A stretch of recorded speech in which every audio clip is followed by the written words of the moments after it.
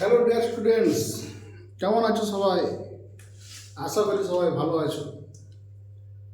তো খুব সামনেই পুজো,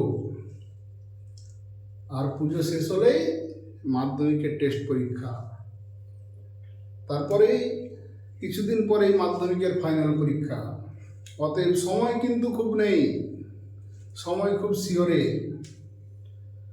তো কি প্রশ্ন আসবে, কোথা থেকে আসবে, কিভাবে করব, কোন প্রশ্ন পড়ে যাব, এই নিয়ে অনেক প্রশ্ন তোমাদের মাথার মধ্যে ঘুরছে। তো সেই প্রশ্নের কিছু সমাধান নিয়ে আজকে তোমাদের কাছে চলে এসেছি। তো এই ভিডিও সিরিজ তোমরা পুরো দেখতে থাকো। এখানে আমরা আলোচনা করব এমন ধরনের প্রশ্ন, চ্যাপ্টার ওয়াইজ প্রশ্ন, যেই প্রশ্নের বাইরে তোমরা মাধ্যমিকে কোনো প্রশ্ন থাকবে না। তার মধ্যে তোমরা সমস্ত প্রশ্ন পাবে। এমসিকিউ বলতে পারো, শর্ট এসিকিউ বলতে পারো, 2 নম্বরের প্রশ্ন বলতে পারো, 3 নম্বরের প্রশ্ন বলতে পারো। সমস্ত প্রশ্ন এর বাইরে থাকবে না, এইটুকু আমি তোমাদেরকে 95% গ্যারেন্টি দিয়ে বলতে পারি। 5% কেন বাদ রাখলাম না, মাধ্যমিকে একটা দুটো প্রশ্ন এরকমভাবে আসে যেটা খুব আনকমন, যেটা খুব প্রেডিক্ট করা মুশকিল। সেই 3 নম্বর বা 5 নম্বর বাদ দিয়ে আমি তোমাদেরকে বললাম 95% এখান থেকেই তোমরা প্রশ্ন পাবে। এর বাইরে কোথাও তোমাদের যাওয়ার দরকার নেই। সময় খুব কম, তো এখন থেকেই তোমরা প্রস্তুতি শুরু করো, জোর কদমে প্রস্তুতি শুরু করো, যাতে তোমাদের সাফল্য তোমাদের দোরগোড়ায় এসে করা না নেই। তো চলো, welcome to my channel BR chemistry classroom. আজকে চলে এসেছি তোমাদের সামনে জৈব রসায়নের যত ধরনের প্রশ্ন হতে পারে, পরীক্ষায় যত ধরনের প্রশ্ন আসতে পারে, সেই প্রশ্নগুলো নিয়ে আলোচনা। এই প্রশ্নগুলো নিয়ে আলোচনা আমি আমার আগের ভিডিওতে করে এসেছি। যদি কোনো ডাউট থাকে, যারা এই ভিডিওগুলো দেখোনি, আগের ভিডিওগুলো দেখে আসতে পারো। যারা আমার চ্যানেলটি নতুন দেখছো, তাদের কাছে আমার অনুরোধ, আমার চ্যানেলটি সাবস্ক্রাইব করো, বেল আইকনে প্রেস করো, যাতে আমার ভিডিও সবার প্রথমে তোমাদের কাছে পৌঁছায়। তো টেনশন নেওয়ার কিছু নেই। এইভাবে যদি তোমরা প্রশ্ন করে যাও, এর বাইরে কিন্তু কোনো প্রশ্ন আসবে না, এইটুকু আমি তোমাদেরকে শিওর করে বলতে পারি। অতএব এইভাবে তোমরা পড়াশোনা শুরু করো, দেখবে মাধ্যমিকের আগে সামনেই টেস্ট পরীক্ষা, টেস্টেই তোমরা প্রমাণ পেয়ে যাবে যে টেস্টে তোমাদের এর বাইরে কোনো প্রশ্নই পাবে না, এর মধ্যেই সমস্ত প্রশ্ন থাকবে। চলো কথা না বাড়িয়ে শুরু করি। জৈব রসায়নের কোন কোন পার্ট থেকে কি কি প্রশ্ন হবে, তোমরা কিভাবে পড়বে, কিভাবে এমসিকিউ সিলেক্ট করবে, কিভাবে এসএকিউ আসবে, কিভাবে বড় প্রশ্ন আসবে, সেগুলো আমরা কিন্তু ডিটেলস আলোচনা করব। তো আমরা দেখো শুরু করেছি জৈব রসায়নের প্রশ্নাবলী। জৈব রসায়ন একটা চ্যাপ্টার আছে, এখান থেকে আমরা 8 নম্বরের প্রশ্ন থাকবে, এর মধ্যে একটি 3 নম্বরের প্রশ্ন থাকবে। তো যে প্রশ্নগুলো বলবো, সেই প্রশ্নগুলো যদি তোমরা করে যাও, সেখান থেকে তোমরা 8 নম্বরের প্রশ্নই করতে পারবে। তো চলো প্রথমে শুরু করি। প্রথম যে প্রশ্নটা দিয়ে, এখানে সমস্ত ধরনের প্রশ্নের মিশ্রণ থাকবে, কিছু সহজ প্রশ্ন থাকবে, তার সাথে কিছু কঠিন প্রশ্ন থাকবে। তো এইগুলোই যদি তোমরা করে যাও, সেখান থেকে কিন্তু অবশ্যই কমন পাবে, এইটুকু আমি তোমাদেরকে বলতে পারি।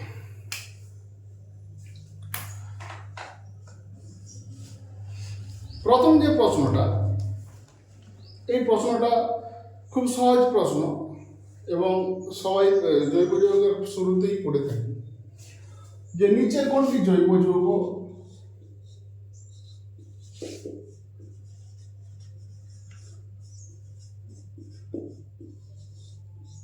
নিচের কোনটি জৈব যৌগ।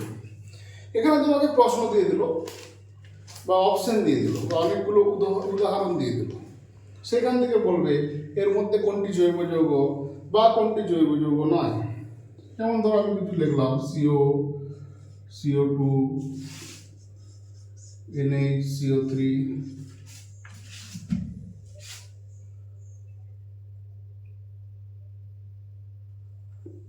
CH4,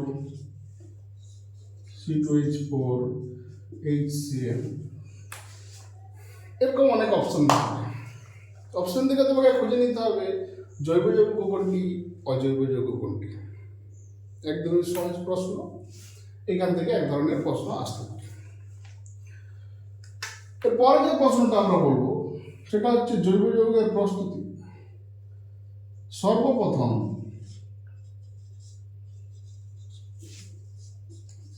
জৈব যৌগের প্রস্তুতি। তো যদি মনে না থাকে তোমরা খাতায় নোট করে নিতে পারো, যাতে তোমরা পরে ভুলে না যাও। তো দেখো এরপর পরে আসছে আমরা জৈব যৌগের প্রস্তুতি। সর্বপ্রথম জৈব যৌগ তৈরি হয়েছিল অ্যামোনিয়াম সায়ানাইড থেকে ইউরিয়া। এই যে বিক্রিয়াটা, অ্যামোনিয়াম সায়ানাইড থেকে তৈরি বিক্রিয়া, এই বিক্রিয়াটি কিন্তু পড়ে যাবে। এখান থেকে কি কি ধরনের প্রশ্ন আসতে পারে, যে অ্যামোনিয়াম সর্বপ্রথম জৈব যৌগ কোন অজৈব যৌগ থেকে তৈরি করা হয়, বা সর্বপ্রথম আবিষ্কৃত জৈব যৌগ কোনটি, বা সর্বপ্রথম আবিষ্কৃত জৈব যৌগ বিক্রিয়াটি লেখো, বা কিভাবে আমরা অ্যামোনিয়াম সায়ানাইড থেকে ইউরিয়া প্রস্তুত করতে পারি।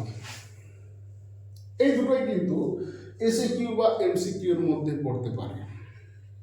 এখান থেকে বড় প্রশ্ন আসার সম্ভাবনা কিন্তু নেই।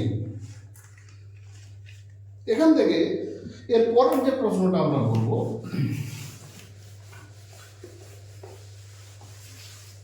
এর পরের প্রশ্নটা হচ্ছে পার্থক্য লেখো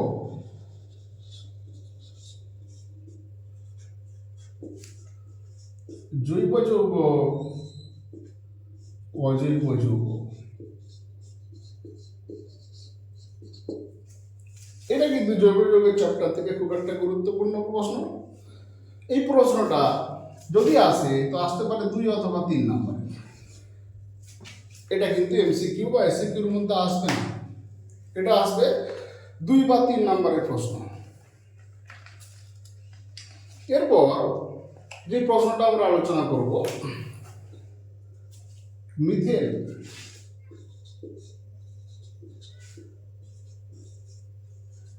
ইথেন ইথিলিন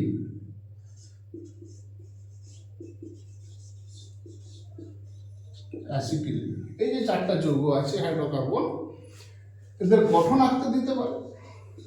যদি গঠন আঁকতে দেয় তাহলে এটা 2 নম্বরের বা 3 নম্বরের প্রশ্ন হতে পারে। এর গঠন না আঁকতে দিয়ে ধরো যদি একটা আমি গঠন লিখি মিথেন অণু, এটা গঠন আঁকতে দিতে পারে। যদি গঠন আঁকতে না দিয়ে বন্ধন কোণ, বন্ধন দৈর্ঘ্য, সিএইচ বন্ধন দৈর্ঘ্য, এদের মান দিতে পারে। বা এখানে এই ধরনের প্রশ্ন আসতে পারে যে বলে দিল ইথিলিন অণুতে কটি বন্ধন আছে, কার্বন কার্বন কটি বন্ধন আছে, কার্বন হাইড্রোজেন বন্ধন দৈর্ঘ্য কত, কার্বন কার্বন বন্ধন কোণ কত, হাইড্রোজেন কার্বন হাইড্রোজেন বন্ধন কোণ কত। যারা এই ভিডিওটা প্রথম দেখছো তাদেরকে আগে বলে রাখি, তোমরা আগের জৈব যৌগের ভিডিওগুলি আমার চ্যানেলে দেওয়া আছে, সেখানে তোমরা দেখে এসো। এই সম্পর্কে ডিটেলস তথ্য সেখানে দেওয়া আছে, সেখান থেকে তোমরা কিন্তু এগুলো জানতে পারবে। তো এখানে আমাদের গঠন যদি পড়ে দিয়ে দেয়, যে কোনো একটা দেবে, একসঙ্গে 4টা দেবে না। হয়তো তোমাকে বলে দিল মিথেন অণুর গঠন লেখো, বা ইথেন অণু বা ইথিলিন বা অ্যাসিটিলিন, যে কোনো একটা গঠন লিখতে দেবে। গঠন যদি লিখতে দেয় 2-3 নম্বরের প্রশ্ন। যদি গঠন না লিখতে দেয় তাহলে এখান থেকে এমসিকিউ ধরনের প্রশ্ন আসতে পারে। এমসিকিউ বা এসএকিউ এই ধরনের প্রশ্ন আসতে পারে 1 নম্বরে। শুধু বন্ধন করে লিখতে দিল, শুধু বন্ধন দৈর্ঘ্য জানতে চাইল, বা 3টে দিয়ে দিল ইথেন ইথিলিন অ্যাসিটিলিন, এদের মধ্যে বন্ধন ক্রম কার বেশি বা বন্ধন সংখ্যা কার বেশি, এই ধরনের প্রশ্ন আসতে, তুলনা নিয়ে প্রশ্ন আসতে পারে। সেগুলো এমসিকিউ বা এসএকিউ থেকে। এটা একটা প্রশ্নের একটা পার্ট। তো বারবার তোমাদেরকে বলছি, যদি প্রশ্ন না ভিডিও দেখতে দেখতে তোমরা প্রশ্নটা লিখে নাও, যাতে তোমরা পরবর্তী ক্ষেত্রে না ভুলে যাও, এবং ভিডিওর শেষ পর্যন্ত দেখতে থাকো, যাতে প্রত্যেকটি প্রশ্নই আমরা তোমাদেরকে দিতে পারি। এবং এর বাইরে কোনো প্রশ্ন আসবে না, এইটুকু আমি তোমাদেরকে অ্যাসিওর করতে পারি। এরপরে যে জায়গা থেকে এমসিকিউ টাইপের কোশ্চেন আসবে, হাইড্রোকার্বন। হাইড্রোকার্বন এর দেখো দুটো পার্ট ছিল, একটা সম্পৃক্ত আর একটা হচ্ছে অসম্পৃক্ত।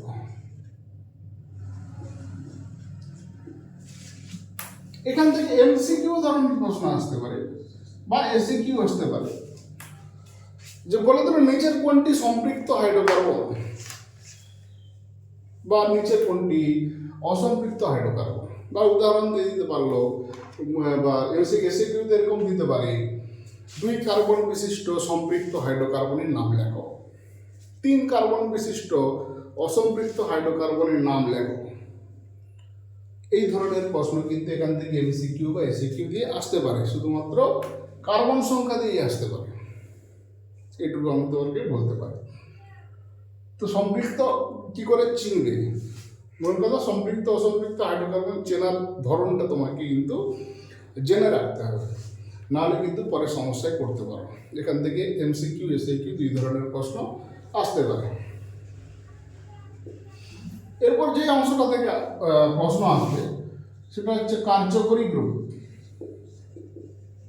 বা কার্যকরী মূলক বা ফাংশনাল গ্রুপ। আমরা মোট 6টা টাইপের ফাংশনাল গ্রুপ পড়েছিলাম, অ্যালকোহল, ইথার, অ্যালডিহাইড, কিটোন, তারপর কার্বক্সিলিক অ্যাসিড, অ্যামিন। যে কোনো 4টা অপশন দিয়ে এখান থেকে এমসিকিউ বা এসিকিউ টাইপের প্রশ্ন আসতে পারে। কি ধরনের বলে দিল, এই গঠন তোমাকে লিখতে হতে পারে, যেরকম বলে দিল নিচের কোনটি অ্যালডিহাইড গ্রুপ প্রকাশ করে, এরকম 6টা দিয়ে প্রশ্ন আসতে পারে। তাহলে তোমাদেরকে এখান থেকে কি জেনে রাখতে হবে না, কার্যকারী গ্রুপের নাম, তার সংকেত এবং তার গঠন। এই ধরনের প্রশ্ন কিন্তু এখান থেকে আসতে পারে, যে কোনটা কোন কার্যকারী গ্রুপ, তার গঠন থেকে তোমরা তার নাম বলতে পারবে বা নাম থেকে গঠন বলতে পারবে। এই ধরনের এমসিকিউ বা এসিকিউ প্রশ্ন আসতে পারে। অতএব এখান থেকে কার্যকরী গ্রুপের সংকেত বা গঠন এবং কোন গঠনটা কোন নামের জন্য প্রযোজ্য, এই জিনিসটা কিন্তু তোমাদেরকে ভালো করে জানতে হবে। এখান থেকে প্রশ্ন হামেশাই আসে।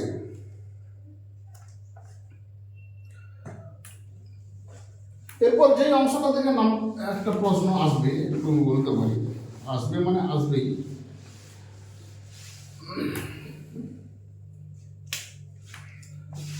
সেটা হচ্ছে আইপিএসসি নামকরণ। আইপিএসসি নামকরণ করতে দেয় 1 নম্বরের প্রশ্ন, এইটির আইপিএসসি নাম কি হবে। তো আইপিএসসি নাম যারা যারা জানো না বা যারা এখন শিখনি বা বুঝতে অসুবিধা আছে, আমার আগের ভিডিও গিয়ে দেখো, জৈব যৌগে আইপিএসসি নামকরণ আমরা ডিটেলসে তোমাদেরকে বলেছি, সেখান থেকে তোমরা ব্যাকআপ কিন্তু পেয়ে যাবে আইপিএসসি নামকরণ। এই আইপিএসসি নামকরণ থেকে আরেক ধরনের প্রশ্ন হয়, যেটা অনেক সময় আমরা দেখি সাধারণ সংকেত দিয়ে।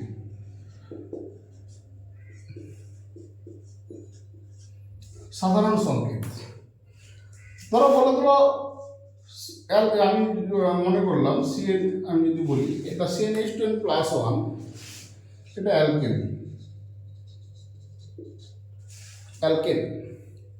এইভাবে অ্যালকিন, অ্যালকাইন এবং অ্যালকোহল, ইথার সমস্ত গ্রুপের সাধারণ সংকেত কিন্তু দেওয়া আছে। এইখান থেকে কি ধরনের প্রশ্ন আসতে পারে, তোমাকে বলে দিল 3 কার্বন বিশিষ্ট অ্যালকেনে হাইড্রোজেন সংখ্যা কত। এই ধরনের প্রশ্ন যদি আসে, এটা এমসিকিউ বা এসিকিউর মধ্যেই আসতে পারে, তখন কিন্তু এই সাধারণ সংকেত আমাদের খুব কাজে লাগবে। তো যারা এই সাধারণ সংকেত সম্পর্কেও এখনো দ্বন্দ্বের মধ্যে আছো, ঠিকঠাক জানো না বা বুঝতে পারোনি, তো তাদেরকে বলবো আমার এই ভিডিও দেখে এসো। দেখে আসার পর তোমরা কিন্তু এই সাধারণ সংকেত সম্পর্কে তোমাদের কোনো ডাউট থাকবে না। তো এই সাধারণ সংকেত থেকে এই ধরনের প্রশ্ন আসতে পারে বা ঘুরিয়ে প্রশ্ন আসতে পারে, যে 2 কার্বন বিশিষ্ট একটি অ্যালকোহলের সংকেত, অ্যালকোহলের সংকেত লেখো। এটা আমরা সহজেই পেরে যাবো, অ্যালকোহলের দুটো কার্বন বিশিষ্ট সংকেত। কিন্তু তোমাকে যদি বলে 2 কার্বন বিশিষ্ট অ্যালকোহলে হাইড্রোজেন সংখ্যা কত, তখন কিন্তু সমস্যা হবে। সেই জন্য আমাদের সাধারণ সংকেতটা জেনে রাখা খুব জরুরি। এখানে এই ধরনের প্রশ্ন আছে, এখানে আরেকটা পার্ট আছে অ্যালকিল। একদম সিম্পল প্রশ্ন আছে, অ্যালকিল গ্রুপকে ইংরেজির কোন অক্ষর দ্বারা প্রকাশ করা হয়? এই ধরনের প্রশ্ন তোমরা পাবে টেস্ট পেপার বা যে কোনো তোমার প্রশ্ন বিজ্ঞপ্তি যদি খুলে নাও, সেখান থেকে তোমরা এটা দেখতে পাবে যে অ্যালকিল গ্রুপকে কোন ইংরেজি অক্ষর দ্বারা প্রকাশ করা হয় না, আর দ্বারা প্রকাশ করা হয়। এখানে বলে দিল 2 কার্বন বিশিষ্ট অ্যালকিল গ্রুপের হাইড্রোজেন সংখ্যা কত। খুব কমন প্রশ্ন, খুব সহজ প্রশ্ন। যদি তোমরা সাধারণ সংকেত না জানো তাহলে কিন্তু তোমাদের কাছে এটা জটিল লাগবে। অতএব তোমাদের কাছে আমি আবার অনুরোধ করব, যারা আমার জৈব যৌগের ভিডিওগুলি দেখনি, ভালো করে পুঙ্খানুপুঙ্খ দেখে নাও। জৈব যৌগের এই প্রশ্নের উত্তর সম্পর্কে কোনো সমস্যা থাকবে না, বা প্রশ্ন বুঝতেও তোমাদের কোনো সমস্যা থাকবে না। তো এটা হচ্ছে তোমার আইইউপিএসসি নামকরণ থেকে 1 নম্বরের প্রশ্ন। তো নামকরণ থাকবেই, একটা নামকরণ করতে দেবে। এর সাথে সাথে আইইউপিএসসি নামকরণে এইগুলো আছে। আমরা আইইউপিএসসি নামকরণের সময় এই জিনিসগুলো পড়ে এসেছিলাম, তো সেখান থেকে তোমরা এগুলো পেয়ে যাবে। এটা গেল আইইউপিএসসি নামকরণের পার্ট, যেখান থেকে তোমরা কিন্তু একটা প্রশ্ন বা দুটো প্রশ্ন পেতে পারো। এরপর যে অংশটা থাকতে প্রশ্ন আছে,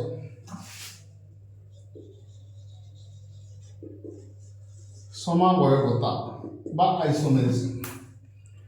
তো আমাদেরকে প্রথমত একটা হচ্ছে অবস্থান ঘটিত,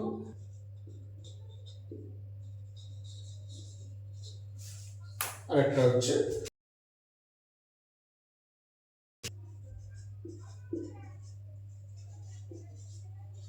এই 2 ধরনের সমাবয়বতা কিন্তু আমাদেরকে পড়তে হয়। এই দুটি আমাদের সিলেবাসে আছে। তো এই কার্যকারী সমাবয়বতা কাকে বলে, সেই ধরনের প্রশ্ন হয়তো আমরা পাবো না। বলতে কি বোঝো, এই ধরনের প্রশ্ন, যে ধরনের প্রশ্ন আসবে, একটা তোমার যে কোনো যৌগের সাধারণ সংকেত দিয়ে দিল। ধরো C3H8O, এই সাধারণ সংকেত বিশিষ্ট যৌগটি কি ধরনের সমাবয়বতা দেখাবে? C2H6O, এই সাধারণ সংকেত বিশিষ্ট যৌগটি কি ধরনের সমাবয়বতা দেখাবে? বা এই সাধারণ সংকেত দিয়ে বলতে পারে যে এই সাধারণ সংকেত বিশিষ্ট যৌগের সমাবয়বগুলির নাম লেখো, বা গঠন লেখো, বা সংকেত লেখো। তখন যদি দেয় এই ধরনের সংকেত, এই অংশ থেকে 1 নম্বরও হতে পারে, 2 নম্বরের প্রশ্ন হতে পারে, 3 নম্বরের প্রশ্ন হতে পারে। যদি আমরা আলোচনা করি, সাধারণ সংকেত দিয়ে বললো এই সাধারণ সংকেত বিশিষ্ট জৈব যৌগের কি সমাবয়বতা বর্তমান। আবার 1 নম্বরের প্রশ্ন এরকম ঘুরিয়ে আসতে পারে, এই সাধারণ সংকেত বিশিষ্ট জৈব যৌগের বা কয় ধরনের সমাবয়ব সম্ভব। এই ধরনের প্রশ্ন কিন্তু এখানে 1 নম্বর কখন আসবে না, এরকম সাধারণ সংকেত দিয়ে দিল, দিয়ে দেওয়ার পর বলে দিল যে এই সাধারণ সংকেত বিশিষ্ট জৈব যৌগের সমাবয়বগুলির নাম ও গঠন লেখার জন্য 1 নম্বর। এখান থেকে 3 ধরনের তৃতীয় প্রশ্ন আছে। 3 নম্বরের প্রশ্ন যেটা আছে যে তোমার এরকম ঘুরিয়ে দিতে পারে, যেমন ধরো একটা আমি কোশ্চেন লিখেই বলছি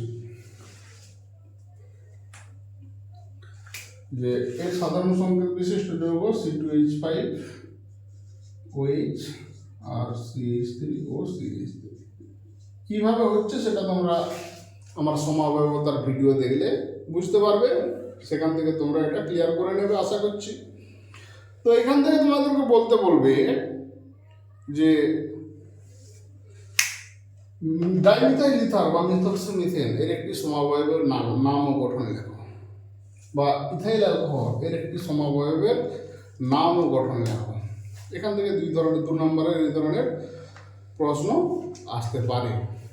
যখন সাধারণ সংকেত দিয়ে বলবে সেই সাধারণ সংকেত বিশিষ্ট যৌগটি কি ধরনের সমবায়বতা দেখায় লেখো, 1 নম্বরের প্রশ্ন। এর সঙ্গে যদি জুড়ে দেয় কি কি ধরনের কি সমবায় বর্তমান, 1 নম্বরের প্রশ্ন। তাদের গঠন লেখো, 1 নম্বরের প্রশ্ন। এরকম ভেঙে ভেঙে 3 নম্বরের প্রশ্ন আসতে পারে। তাহলে ফাইনালি কি হলো না, এই দুটো সাধারণ সংকেত বিশিষ্ট যৌগ এদের কি কি ধরনের সমবায়বতা বর্তমান, কি কি সমবায় হয়, সেইগুলো আমাদেরকে জানতে হবে। তাহলে কিন্তু সমবায়বতার এই অংশটা থেকে প্রশ্ন কমন পেয়ে যাবে।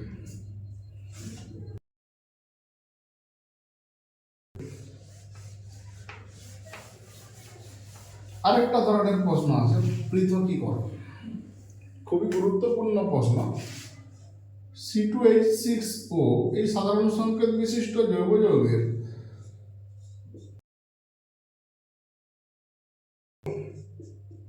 একটি ইথার কার্যকারী গ্রুপ গঠিত সমবায়বতা দেখায়। এটা সমস্যা। তোমাদেরকে বলবে যে একটি বিক্রিয়ার সাহায্যে দেখাও বা একটি বিক্রিয়ার সাহায্যে শনাক্ত করো এই সাধারণ সংকেত বিশিষ্ট জৈব যৌগের দুটি সমবায়। একটু ঘুরিয়ে প্রশ্ন যে C2H6O এই সাধারণ সংকেত বিশিষ্ট জৈব যৌগের দুটি সমবায়ের মধ্যে একটি বিক্রিয়ার সাহায্যে পার্থক্য নিরূপণ করো। এই ধরনের প্রশ্ন দিলে তোমরা আগে সমবায়গুলো লিখবে, তারপর বিক্রিয়া দিয়ে কি করে সমাধান করবে না, বিক্রিয়া যদি দেওয়া হয় এ সোডিয়ামের সাথে বিক্রিয়া করে, এ সোডিয়ামের সাথে বিক্রিয়া করে না, কি বিক্রিয়া করে সেটা তোমরা বইতে বা নোটে লিখতে হবে, বা আমি লিখেও দিতে পারি। C2H5ONA এই সোডিয়ামের সাথে ইথাইল অ্যালকোহল বিক্রিয়া করবে, কিন্তু মিথক্সিমিথেন বা ডাইমিথাইল ইথার বিক্রিয়া করবে না। তো এই বিক্রিয়ার সাহায্যে তোমরা পার্থক্য করতে পারো, বা এরকম সরাসরি দিতে পারে যে একটি বিক্রিয়ার সাহায্যে ইথাইল অ্যালকোহল এবং ডাইমিথাইল ইথারের সাথে পার্থক্য নিরূপণ করো। এই ধরনের প্রশ্ন হতে পারে। এটা থেকে ঘুরিয়ে প্রশ্ন আর কি হতে পারে না, ইথাইল অ্যালকোহল এবং ডাইমিথাইল ইথার এদের সাথে সোডিয়ামের বিক্রিয়া ঘটানো হলো, কি ঘটে লেখো। তখন একই উত্তর হবে। একজন সোডিয়ামের সাথে বিক্রিয়া করে, একজন সোডিয়ামের সাথে বিক্রিয়া করে না, তাদের বিক্রিয়া ও সংকেত দিয়ে লিখতে হবে। এইখান থেকে তোমাদের প্রশ্ন আসতে পারে। এটা গেল সমবায়বতার অংশ, যেখান থেকে প্রশ্ন আসার সম্ভাবনা কিন্তু খুব কম। সমবায়বতা থেকে প্রশ্ন আসে। তো এরপরে যে সংজ্ঞা আমাদের একটা পড়তে হয় জৈব যৌগ থেকে, সেটা হচ্ছে সমগণীয় শ্রেণী। সমগণীয় শ্রেণীর সংজ্ঞা প্রায়শই লিখতে দেয়। অর্থাৎ সমগণীয় শ্রেণী কাকে বলে 2 নম্বরের প্রশ্ন থাকবে যদি বলে সমগণীয় শ্রেণী কাকে বলে। এখানে তোমরা 2 নম্বরের একটা সংজ্ঞা লিখতে পারবে। অর্থাৎ সমগণীয় শ্রেণীর সংজ্ঞা ভালো করে পড়তে হবে, এবং এইখান থেকে যা যা ধরনের প্রশ্ন আসতে পারে। ধরো আমরা যে 9টা মোট শ্রেণীর জৈব যৌগ পড়েছি, 9টা শ্রেণী, অ্যালকেন থেকে শুরু করে অ্যামিন পর্যন্ত মোট 9টা শ্রেণীর জৈব যৌগ আমরা পড়েছি। প্রত্যেকটা শ্রেণীর ক্ষেত্রেই কিন্তু এই সমগণীয় শ্রেণী প্রযোজ্য। আমি একটু আগে বলছিলাম সাধারণ সংকেত, এই সাধারণ সংকেত কিন্তু খুব জরুরি।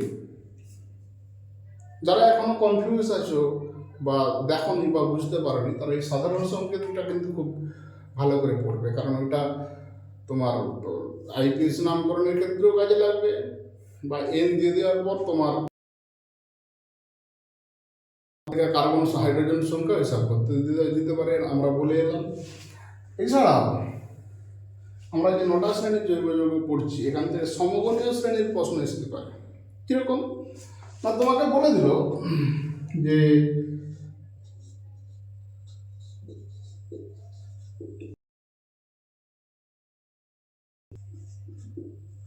তৃতীয় সমগণের নাম ও সংকেত। একদমই সহজ প্রশ্ন লাগছে, তৃতীয় সমগণের নাম ও সংকেত। কিন্তু তোমাকে বলে দিল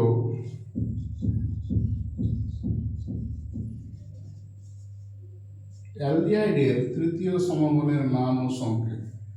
এরকম দিলে কিন্তু ভুল হয়ে যেতে পারে, কারণ তৃতীয় সমগণ মানে এখানে n সমান 2 হবে, কারণ অ্যালডিহাইড n সমান 0 থেকে হয়।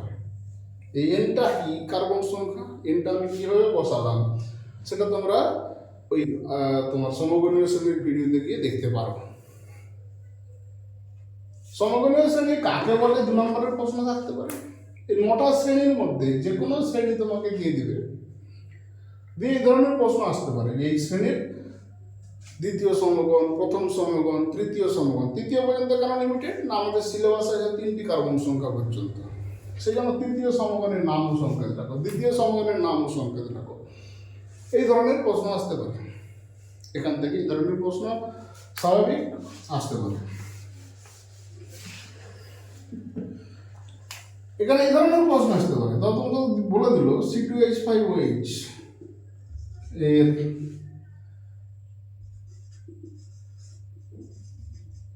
কয়টি সমগণ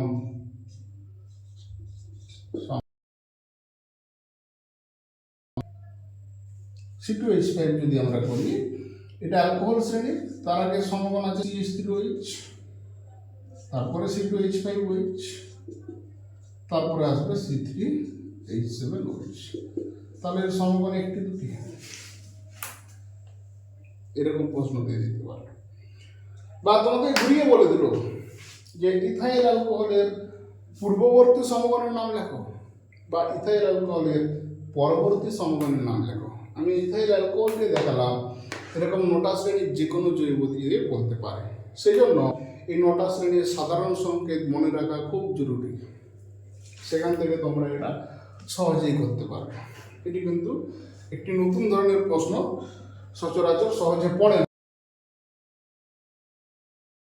একদম সহজ ধরনের প্রশ্ন, যেরকম আমরা দেখলাম যে দুটি সমগণ, ধরো CH3OH আর C2H5OH, দুটি সমগণ, এদের মধ্যে পার্থক্য কত, CH2 গ্রুপের পার্থক্য, এটা দিয়ে MCQ আসে। এটা ট্রেনটা পুরনো হয়ে গেছে, সেই জন্য এটা এখানে প্রশ্ন দিয়ে দেয় দুটি সমগণের মধ্যে আণবিক ভরের পার্থক্য কত, 14। প্রশ্ন আসতে পারে।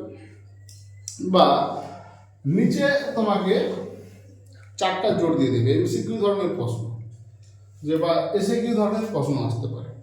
ধরো CH3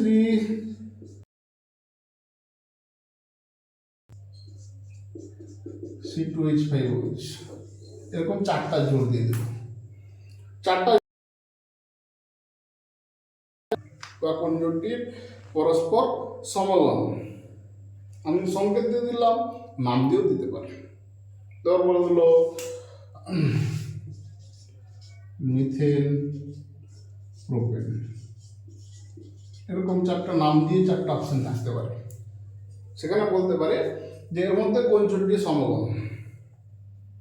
যদি এসে কি আসে, তখন তোমাকে বলে দিল CH3OH ও C2H5OH।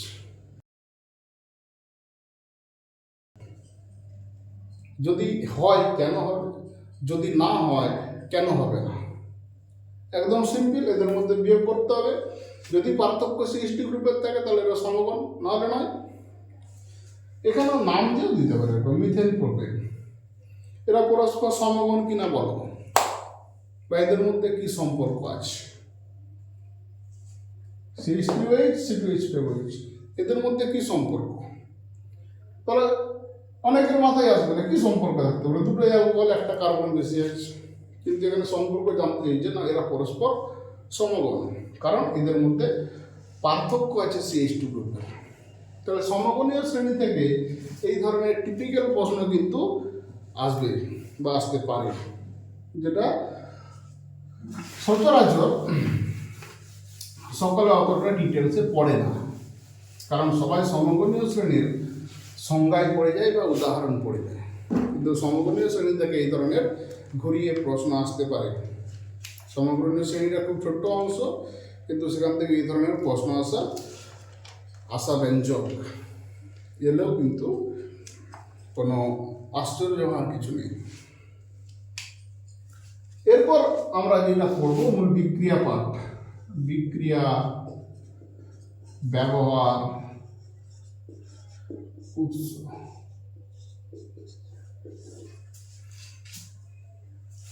প্রথম আমরা লিখি মিথেন। মিথেন এর বিক্রিয়া, ব্যবহার। আচ্ছা, বিক্রিয়াটা আমরা পরেই ছেড়ে দিলাম, আগে ব্যবহার উৎসটা বলে দিই। ইথেন এর ব্যবহার উৎস, কোথায় কোথায় ব্যবহার করি, কোথা থেকে পেতে পারি। অ্যাসিটিলিন এর উৎস ব্যবহার, থেকে 1 নম্বরের প্রশ্ন বা 2 নম্বরের প্রশ্ন দিয়ে দিতে পারে। খুবই সহজ জিনিস, কিন্তু সবাই পড়ে যায় না। এখান থেকে দুটো টার্ম আমাদেরকে পড়ে যেতে হবে। এলপিজি কি, এর ব্যবহার কি। সিএনজি কি, এর ব্যবহার কি। এই দুটো অংশ আমাদেরকে পড়ে যেতে হবে। বা এলপিজির পুরো নাম কি, সিএনজির পুরো নাম কি, এই ধরনের প্রশ্ন কিন্তু আসতে পারে।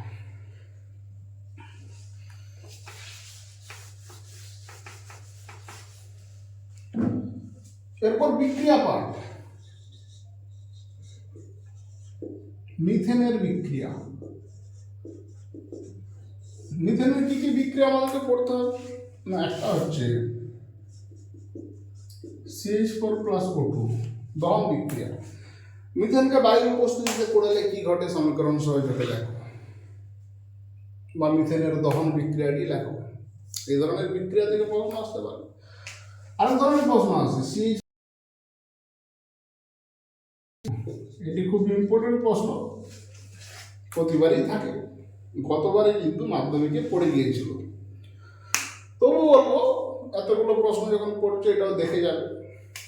মিথেনের সঙ্গে ক্লোরিনের বিক্রিয়া 2 ধরনের হয়, একটা বিক্ষিপ্ত সূর্যালোক, আর একটা হচ্ছে সরাসরি সূর্যালোক।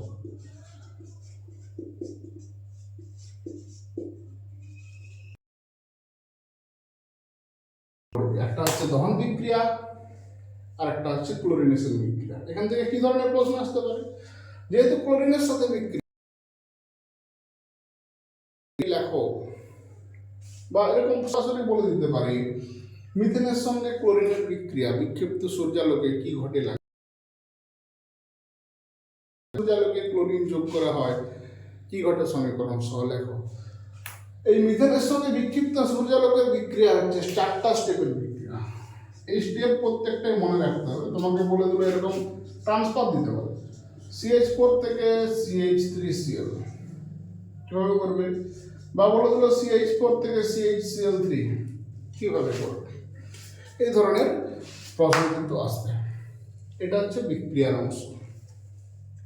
এই বিক্রিয়া থেকে 3 নম্বরের প্রশ্ন আসার সম্ভাবনা থাকে বেশি, কিন্তু আগে যেগুলো বললাম সমবায়বতা থেকেও তোমার 3 নম্বরের প্রশ্ন আসতে পারে। এরপর ইথেনের বিক্রিয়া থেকে কি ধরনের প্রশ্ন আসে, বিক্রিয়া ইথেন হাইড্রো ইথিন, এটা ইথেন না, ইথিলিন বা ইথিন। C2H4 এর সাথে হাইড্রোজেনের বিক্রিয়া, হাইড্রোজেনেশন বিক্রিয়া, বা এই বিক্রিয়াটাকে আমরা বিজারণ বিক্রিয়া হিসেবেও পড়ে থাকি। এই ইথিলিনের বিজারণ বিক্রিয়াটি লেখো। ইথিনের সাথে ইথিলিনের সাথে হাইড্রোজেন যোগ করা হবে, কি ঘটবে সমীকরণ সহ লেখো। এই ধরনের প্রশ্ন কিন্তু আসতে পারে। এর মধ্যে এখানে যেটা সব থেকে ইম্পর্টেন্ট প্রশ্ন, C2H4+ ব্রোমিন, এটা ইথিলিনের ব্রোমিনেশন বিক্রিয়া বলা হয়। ব্রোমিনেশন বিক্রিয়াটি লেখা, এইভাবে প্রশ্ন আসতে পারে। ইথিলিনের সাথে ব্রোমিনের বিক্রিয়ায় কি ঘটবে সমীকরণ সহ লেখো, এই ধরনের প্রশ্ন আসতে পারে। ইথিলিনের অসম্পৃক্ততার পরীক্ষা, এই ধরনের প্রশ্ন আসতে পারে। বা এখান থেকে এরকম দিয়ে এদিকে তোমাকে ডট জিজ্ঞাসার জন্য দিয়ে দেবো, এরকম ধরনের প্রশ্ন আসতে পারে। তো ইথিলিনের দিক থেকে এই ধরনের বিক্রিয়া কিন্তু, এই বিক্রিয়াটি কিন্তু খুব গুরুত্বপূর্ণ। করতে হবে C2H4 তার হলে M সমান এখান থেকে CH2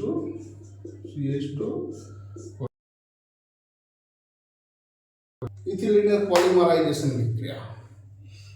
ইথিলিন থেকে পলিমার কি তৈরি করা যায়, পলিথিন এবং তার ব্যবহার। যদিও এটা আমরা আলাদা ভিডিওতে দিয়েছি শুধু পলিমার নিয়ে, তো সেই ভিডিওটা তোমরা দেখে নেবে। কিন্তু যেহেতু আমরা ইথিলিনের বিক্রিয়া করছি সেজন্য এখানে পলিমারাইজেশন বিক্রিয়াটা দিয়ে দিলাম।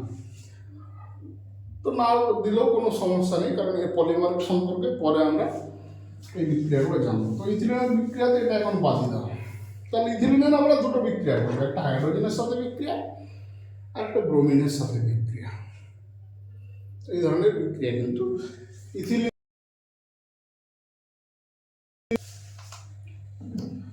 এরপর আমরা দেখবো অ্যাসিটিলিনের বিক্রিয়া।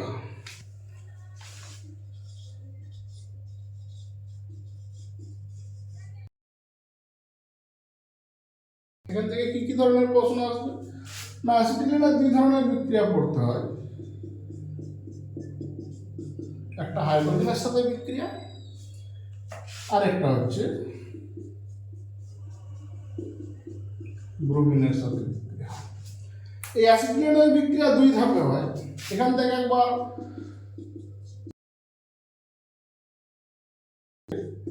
অ্যালকেন পেতে পারি।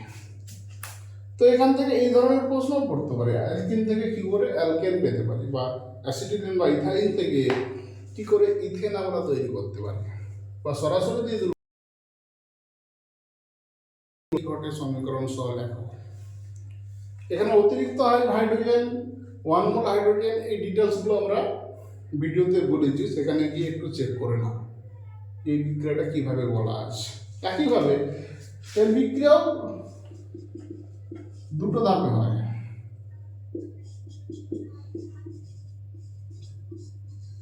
এটা একটা হয় এর সাথে,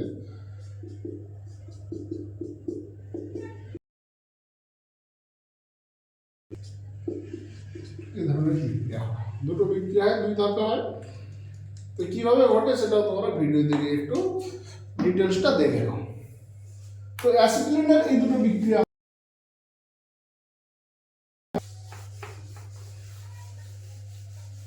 এরপর আরেকটা পার্ট থাকে, এটা হলো অ্যাসিটিলিনের বিক্রিয়া।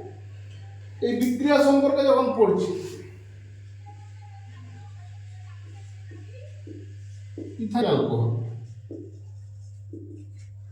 এর বিক্রিয়া, ইথাইল অ্যালকোহলের সঙ্গে কি বিক্রিয়া থাকবে, C2H5OH এর সাথে সোডিয়াম বা সোডিয়াম বাইকার্বনেট এর সাথে বিক্রিয়া।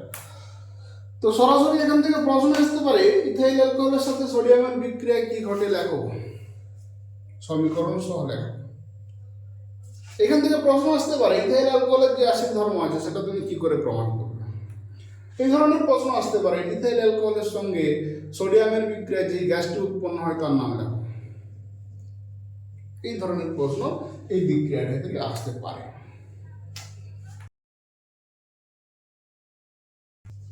ইথাইল অ্যালকোহল এর সাথে H2SO4 বা অ্যালুমিনিয়াম অক্সাইড তার সঙ্গে তাপ দেওয়া হয়, কি ঘটবে, বা ইথানলের ডিহাইড্রেশন বিক্রিয়া, ইথাইল অ্যালকোহলের ডিহাইড্রেশন বিক্রিয়া, ইথাইল অ্যালকোহলের সাথে H2SO4 এর বিক্রিয়ায় কি ঘটে সমীকরণ সহ লেখো। সমীকরণ সহ লেখার ক্ষেত্রে এই বিক্রিয়াটি কিন্তু খুবই গুরুত্বপূর্ণ, এটি যেন তোমাদের মাথায় থাকে। আগের বিক্রিয়াটা সমীকরণ সহযোগে লেখো, ওটা তো অত ইম্পর্টেন্ট নয়, কিন্তু ইম্পর্টেন্ট কোনটাতে না, কি গ্যাস উৎপন্ন হবে ইথাইল অ্যালকোহলের। তো ইথাইল অ্যালকোহল এই দুটি বিক্রিয়া আমরা পড়ব।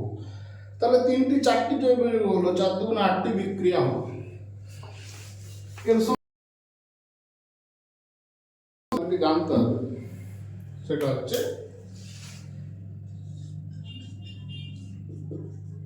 অ্যাসিটিক অ্যাসিড এর বিক্রিয়া। তো CH3COOH এর সাথে সোডিয়াম বাইকার্বনেটের বিক্রিয়া। অ্যাসিটিক অ্যাসিড যে একটা অ্যাসিড, তাহলে অ্যাসিটিক অ্যাসিডের অ্যাসিটিক অ্যাসিডকে শনাক্ত করবে কি করে, এটা প্রমাণ এখান থেকে প্রশ্ন আসে, বা এখানে এরকম ধরনের সরাসরি প্রশ্ন আসে অ্যাসিটিক অ্যাসিডের সাথে সোডিয়াম বাইকার্বনেটের বিক্রিয়ায় কোন গ্যাসটি উৎপন্ন হয়, এই ধরনের প্রশ্ন আসতে পারে। তো অ্যাসিটিক অ্যাসিড থেকে সম্পূর্ণ সবথেকে গুরুত্বপূর্ণ বা জৈব যৌগের সবথেকে গুরুত্বপূর্ণ যে বিক্রিয়াটা, সেটা অ্যাসিটিক অ্যাসিডে আছে, সেটা হচ্ছে এস্টারিফিকেশন। ইথাইল অ্যালকোহলের সঙ্গে অ্যাসিটিক অ্যাসিডের বিক্রিয়া H2SO4 এর উপস্থিতিতে কি ঘটে, সমীকরণ সহ লেখো, হামেশাই আসতে পারে। এটা প্লাস এটা H2SO4 দিয়ে কি উৎপন্ন হয় জিজ্ঞাসা চিহ্ন দিতে পারে, হামেশাই এই ধরনের প্রশ্ন আসে। এস্টারিফিকেশন বিক্রিয়া ব্যাখ্যা লিখতে বলে, টিকা এস্টারিফিকেশন বিক্রিয়া কি, এটা অ্যাসিটিক অ্যাসিডের শনাক্ত। তো অনেকগুলো প্রশ্ন এই বিক্রিয়াটার সাথে জড়িয়ে আছে।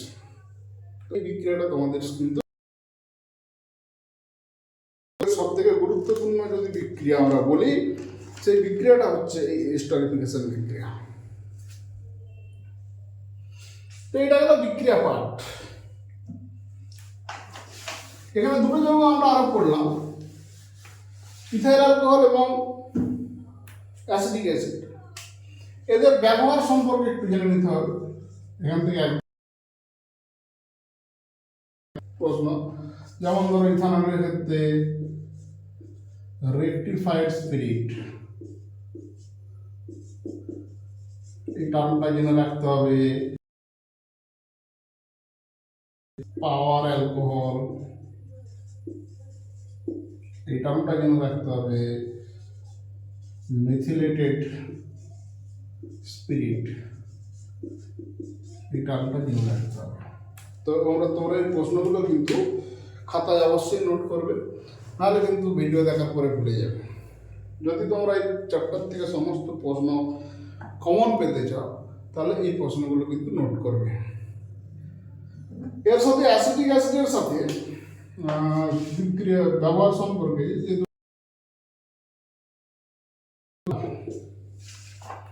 এর সাথে করতে হবে গ্লোসিয়াল অ্যাসিটিক অ্যাসিড।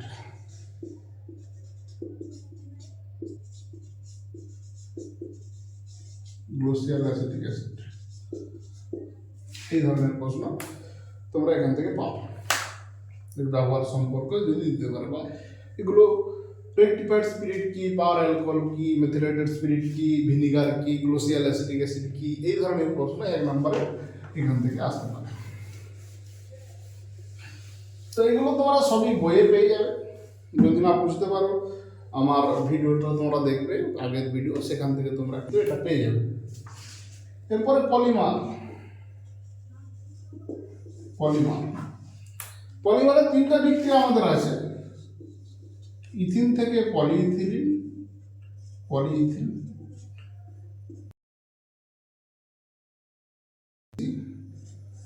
আর একটা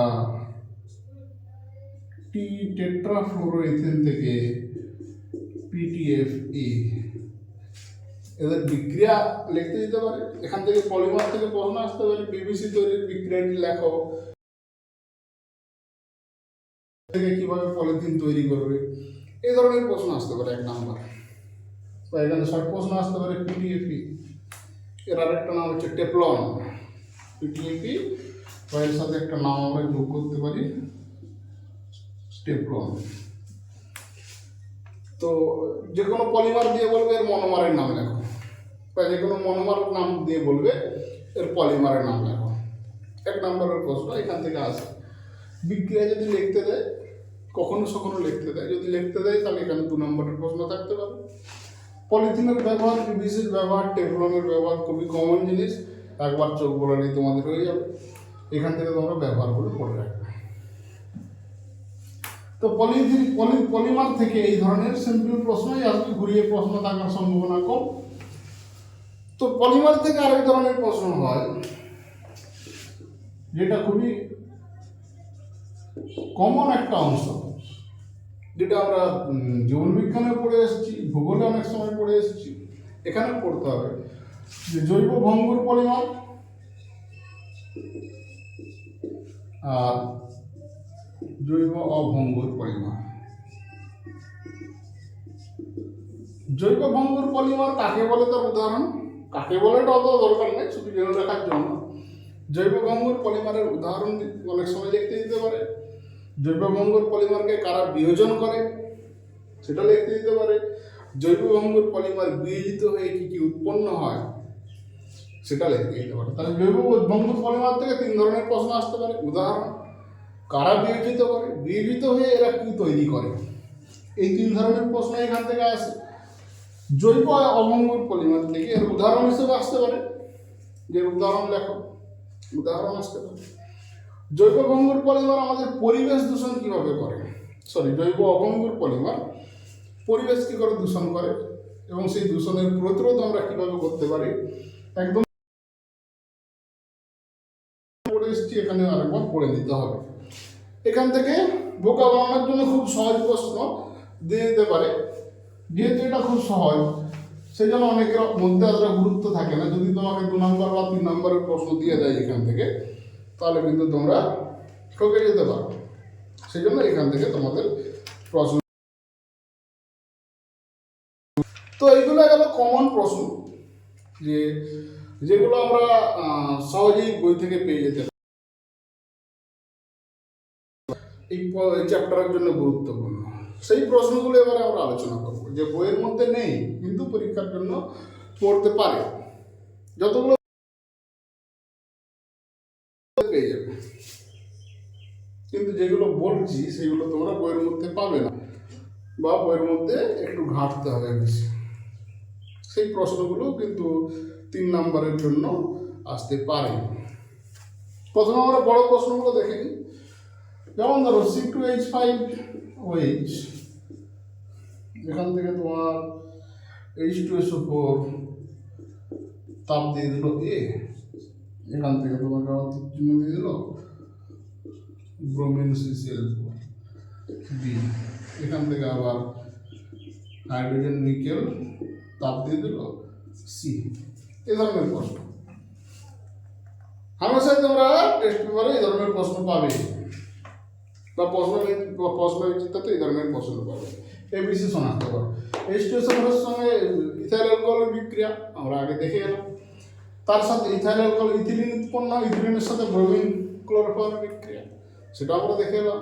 ইথিলিনের সাথে হাইড্রোজেনের বিক্রিয়া সেটা আমরা দেখে এসেছি। 2-3টে বিক্রিয়া একসঙ্গে কম্বাইন করে একটা বিক্রিয়া করে দিল, দিয়ে এবিসি দিয়ে বলে দিল এবিসি শনাক্ত করো। এই ধরনের এবিসি দিয়ে বিক্রিয়ার প্রশ্ন কিন্তু থাকতে পারে।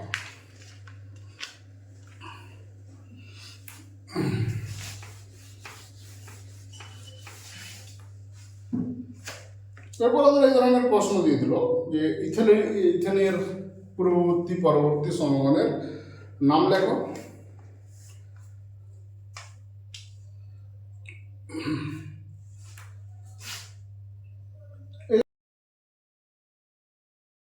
প্রশ্ন কিন্তু দিয়ে দেয় C2H4O2।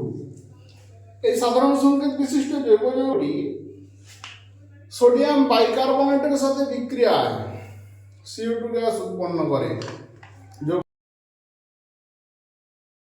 আমরা পড়ে এসেছি, শুধু এই সাধারণ সংকেত থেকে তার সংকেতটা আমাদেরকে লিখতে হবে। CH3CO2 হয়, এটা আমরা জানি, সুতরাং এই যৌগটি হচ্ছে অ্যাসিটিক অ্যাসিড।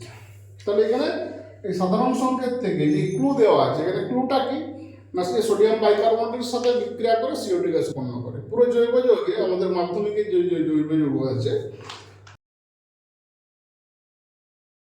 CO2 গ্যাস উৎপন্ন হয় না, শুধুমাত্র অ্যাসিডিক অ্যাসিডের সাথে সোডিয়াম বাইকার্বনেটের বিক্রিয়া CO2 গ্যাস উৎপন্ন হয়।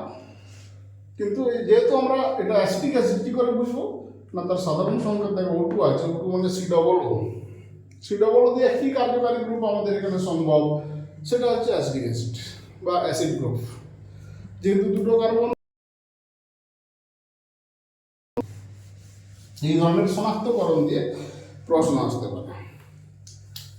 এখানে এই ধরনের প্রশ্ন শনাক্তকরণ দিয়ে আরো থাকতে পারে AB দুটো যৌগ, এ হচ্ছে 1 মোল ব্রোমিনের সাথে বিক্রিয়া করে, এ 2 মোল ব্রোমিনের সাথে বিক্রিয়া করে, এবং এখানে বলা আছে যে AB 2 কার্বন বিশিষ্ট অসম্পৃক্ত হাইড্রোকার্বন। তো 2 কার্বন, একটা ইথিলিন আর একটা অ্যাসিটিলিন। তো আমরা সেটাও জানি ইথিলিনের সঙ্গে 1 মোল ব্রোমিনের বিক্রিয়া এটা হয় CH2 এখানে বিক্রিয়া করে না। অ্যাসিটিলিনে ত্রিবন্ধন থাকার জন্য এই দুটো ব্রোমিনের সাথে যুক্ত হয়।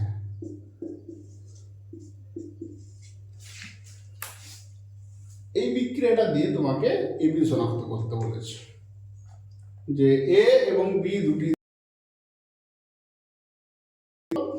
A 1 মোল ব্রোমিনের সাথে বিক্রিয়া করে, B 2 মোল ব্রোমিনের সাথে বিক্রিয়া করে, দুজনে ব্রোমিনের লাল বর্ণকে বর্ণহীন করে দেয়, তাহলে AB শনাক্ত করো। তো দুজনেই ব্রোমিনের সাথে বিক্রিয়া করে, সেটা তার অসম্পৃক্ততার পরীক্ষা হিসাবে আমরা জেনে এসেছি অ্যাসিটিলিন বা ইথিলিনের ক্ষেত্রে। সেই বিক্রিয়াগুলো আলাদা করে দিয়ে AB শনাক্ত করতে বলেছে। তাহলে এখান থেকে ইথিলিন বা অ্যাসিটিলিন আমরা সহজেই হিসাব করতে পারব। এই ধরনের শনাক্তকরণ দিয়ে প্রশ্ন আসতে পারে।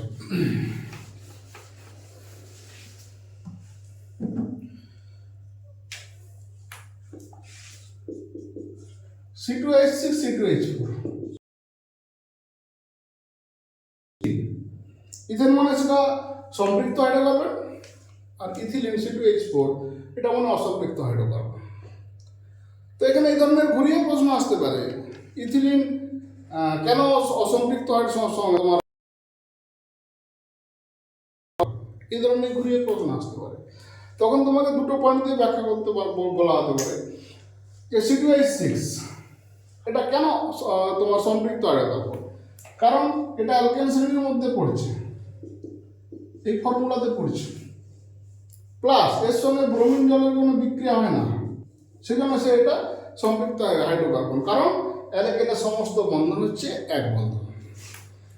এটা সাধারণ সংকেত দেখো C, তার মানে এটা অ্যালকিন শ্রেণীর যৌগ। এর মধ্যে দ্বিবন্ধন থাকার জন্য যে ব্রোমিন জলের সাথে বিক্রিয়া করে, সেই জন্য সেটা অসম্পৃক্ত জৈব যৌগ। এই দুটো পয়েন্ট দিয়ে আমরা এখানে ব্যাখ্যা করতে পারি। তো এই ধরনের শনাক্তকরণ বা ব্যাখ্যামূলক প্রশ্ন কিন্তু এখান থেকে হতে পারে। এইগুলো কিন্তু কনভেনশনের বাইরে বা সচরাচর সহজে আমরা পড়ি না। এরকম আরেকটা শনাক্তকরণ প্রশ্ন আরেক ধরনের আসতে পারে যে C2H6O, এই সাধারণ সংকেত বিশিষ্ট জৈব যৌগটি সোডিয়ামের সাথে বিক্রিয়া করে হাইড্রোজেন গ্যাস উৎপন্ন করে এবং অ্যাসিটিক অ্যাসিডের সাথে বিক্রিয়ায় সুমিষ্ট গন্ধযুক্ত একটি পদার্থ উৎপন্ন করে। তাহলে এই যৌগটিকে শনাক্ত করো, এই যৌগটি কী হবে। তো সাধারণভাবে সোডিয়ামের সাথে বিক্রিয়ায় হাইড্রোজেন গ্যাস উৎপন্ন করে, একটা বিক্রিয়া আমরা পড়ে এসেছি C2H5OH। আচ্ছা, আসল কথা আরেকটা জিনিস দেখো, এটা যে অ্যালকোহলই হবে বা ইথার হবে, বা কোনটা অ্যালডিহাইড হবে কোনটা অ্যালকোহল হবে, কোন অঙ্কের দেখে আমরা বুঝবো ইথার হবে, সেটা কিন্তু আমরা সমবয়বতার ভিডিও আরও ডিটেলসে বলে এসেছি। আমরা সেই জন্য এখানে ডিটেলসে বললাম না। যারা সমবয়বতার ভিডিওটা ডিটেলসে দেখবে তারা কিন্তু টেকনিক খুব সহজভাবে আমরা বলে এসেছি, সেখান থেকে কিন্তু এটা তোমরা পেয়ে যেতে পারো। তাছাড়াও সোডিয়ামের সাথে হাইড্রোজেন বিক্রিয়া করে হাইড্রোজেন উৎপন্ন করে ইথাইল অ্যালকোহল ছাড়া কোনো বিক্রিয়া আমরা পড়িনি, সুতরাং এটা ইথাইল অ্যালকোহল। আচ্ছা, অ্যাসিটিক অ্যাসিডের সাথে বিক্রিয়া করে সুমিষ্ট গন্ধযুক্ত পদার্থ যেটা আমরা বলি এস্টার, শুধুমাত্র ইথাইল অ্যালকোহল।